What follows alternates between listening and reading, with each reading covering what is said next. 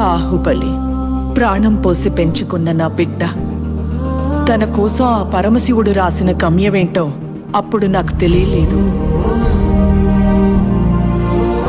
తన మరణం ఒక ముగింపు కాదు, ఓ మహాకార్యానికి ప్రారంభం.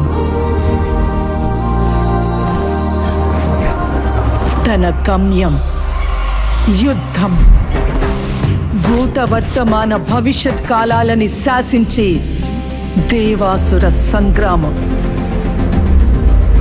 తప్పుకో విశాసుర, బాహుబలికి శిక్ష తప్పదు.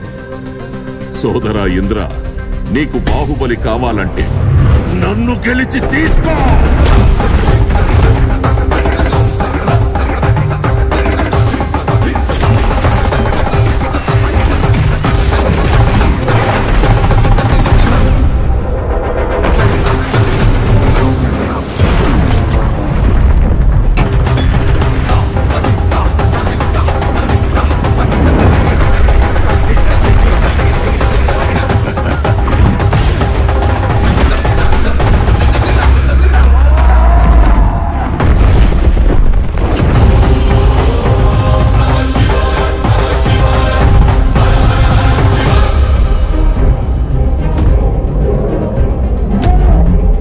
బాహుబలిని ఎవరు కాపాడతారు ఇప్పుడు?